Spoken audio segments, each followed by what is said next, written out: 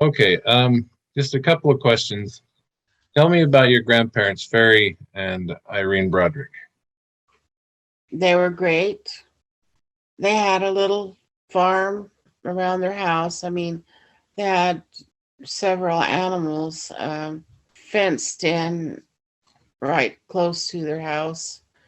A big stack of hay, and Grandpa'd go dig some hay out for the animals that needed it, and he'd feed the chickens. And I remember him slaughtering a big pig, I guess.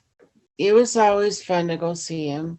They more or less dropped everything they were doing and visit with their family. What impresses you about your parents' relationship with each other? We always knew that they loved each other. You know, when they said their morning prayers, they'd kneel, and then they'd always kiss each other before they got up from their chairs. I don't think that people that don't like each other would do that, you know. They sang together. My dad played the guitar and my mom played the accordion. Then, and when they got through, they were not over affectionate with each other, but they genuinely acted like they enjoyed each other's company. I don't remember them fighting with each other.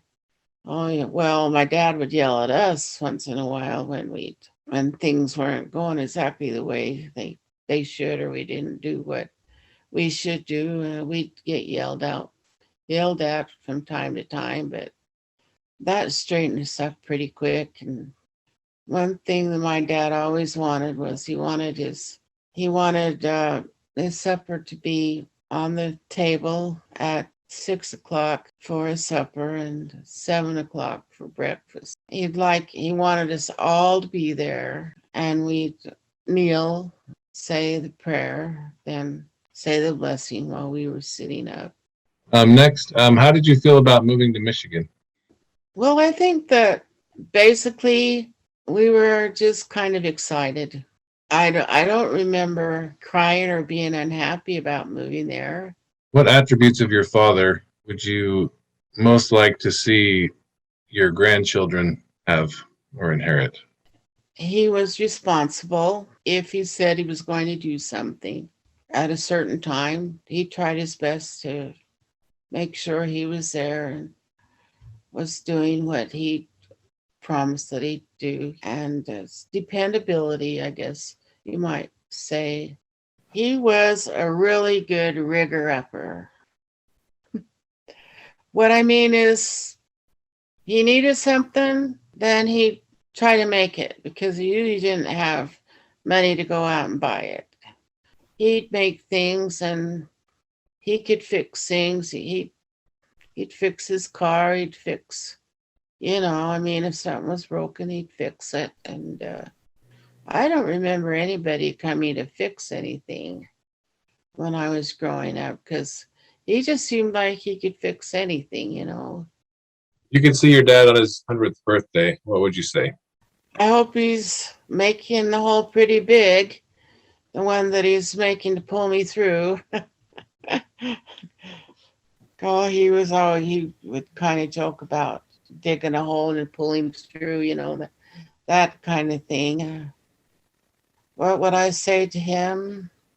I probably wouldn't be able to even talk. I'd probably be crying too much. But anyway, I think that I'd thank him for everything that he'd done for us. And I mean, raising 10 children is not a small accomplishment.